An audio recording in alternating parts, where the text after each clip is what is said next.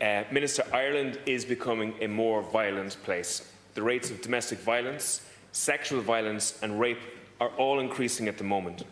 And the society that we have created over the last number of decades, I believe, has actually led to Ireland becoming more violent for women. And there's no doubt that on a day-in, day-out basis, lives are being destroyed. In 2011, there were 1,958 sexual offences recorded. In 2021, this figure had increased by 75% to 3,433.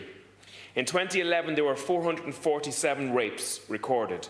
In 2021, that figure had doubled to 983 rapes.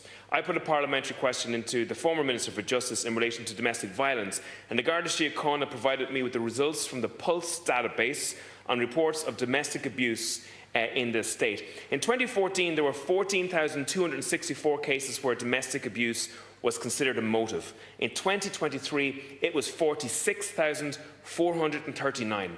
Just in the first quarter of 2024, domestic abuse was nearly the same level than it was for the whole year of 2014. So domestic abuse call-outs to the Gardaí at the moment have quadrupled in the space of 4 years. The number of women who have been raped in Ireland is almost treble the rate it is in the EU. In 2022 alone, the average number of women reporting rape in Ireland stood at 34 per 100,000 women. That is significantly higher than the 12 per 100,000 across 6 EU countries with comparable statistics.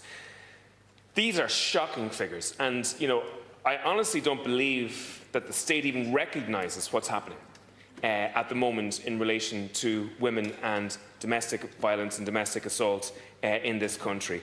And the thing about it as well, that the perpetrators of these crimes are actually getting younger and younger. Children at risk in Ireland carry a specialist and professional therapy service for children have found out that child-on-child abuse has increased by 44% just in the last 2 years. Marina Porter, the manager of Donegal's Sexual Abuse and Rape Crisis Centre, says, "What we have observed is that the level of physical violence accompanying sexual violence has seriously escalated over the last couple of months. We've also seen that there are multiple perpetrators in the one crime, which is extremely concerning." The culture of this country is radically changing, Minister, and that has to be recognised as well.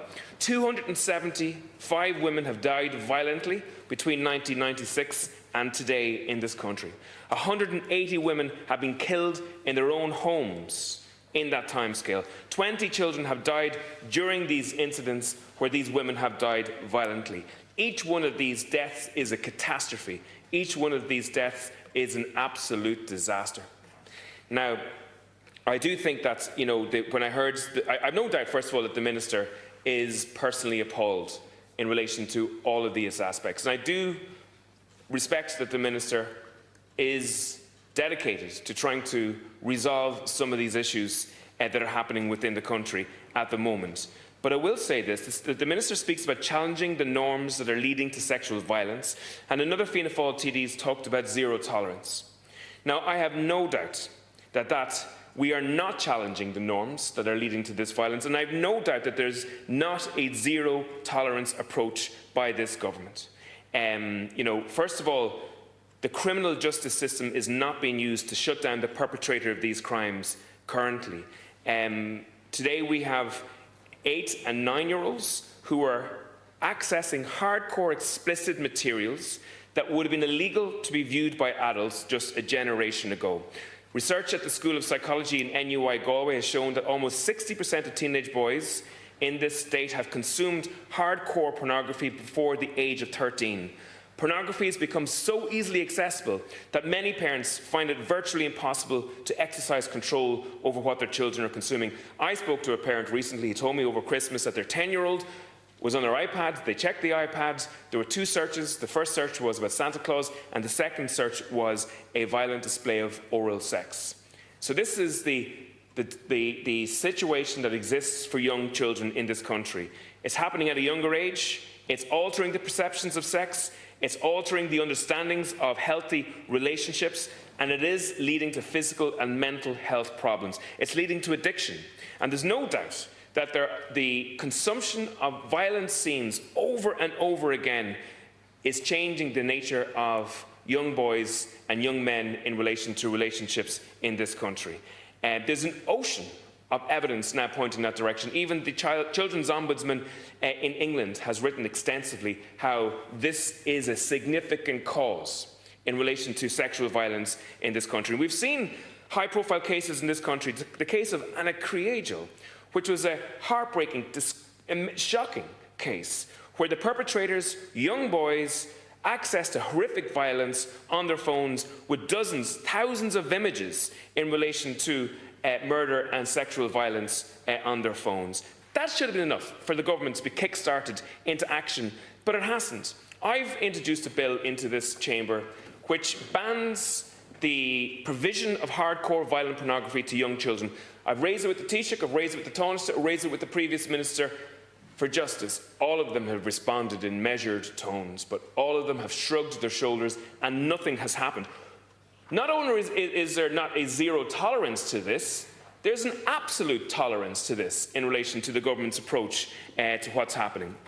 You know, the government have enough cop on to ban the advertisement of junk foods to kids because they know that it leads to behavioural change, but we don't have enough cop on to ban the provision of hardcore violent pornography to those same young boys. We talk about zero tolerance, and you know, I just think of Clodagh Haw, who's a teacher in Orristown National School in County Meath. In 2016, Alan Haw murdered Clodagh and her 3 sons, Liam, Niall and Ryan. You know, 8 years later, they're still only at the start of a site selection process for a building of a refuge in Cavan. If a woman wants to get out of a violent domestic situation in that county, she has very little option to do that. And there are 9 counties across the country at the moment with no refuge: Carlow, Cavan, Leitrim, Laois, Longford, Monaghan, Offaly, Roscommon and Sligo. I don't see where the zero tolerance exists if there's 9 counties where there isn't an opportunity for a woman to be able to get out of a violent situation. You know, we're aiming for 280 beds, refuge beds at the moment by 2026, but the Istanbul Convention says that there's supposed to be 450 refuge beds. We're not even, near the target that we should have been a number of years ago. Just in terms of zero tolerance, we've seen the fall in the number of Garda in this country per capita. There's 58 Garda stations around the country where there isn't a registered Garda. The criminal justice system is breaking down because there's no spaces to put prisoners currently. I found out that 1,000 prisoners were released last year within 24 hours of being put behind bars. This is not zero tolerance, Minister. It's not. We had the longest COVID lockdowns in Europe where many women were imprisoned with their abusers. We have a housing crisis which entrap women in the situation that they're in. Many women have a choice. Do they leave the violent situation, or do they put their children into a homeless situation? We saw the push for cash to be got rid of out of society in recent years. Cash is really an important opportunity for women to have the financial wherewithal to get out of domestic violence. Aim to campaign vigorously against this. We see young girls who are in state care who are going missing from unregulated, unvetted special emergency accommodation, who are then being preyed upon by gangs for sexual exploitation. That's not zero tolerance, Minister. And I've been raising that case and those cases for years in this, and it's still happening. Now, I recognise there has been developments. I welcome Kuhn. I welcome the fact that there are many people working in this sector who are doing really good work, and I do recognise that you have a different approach to this, and I wish you luck in it. But it is not zero tolerance in relation to what's happening in this country. Gur Magat.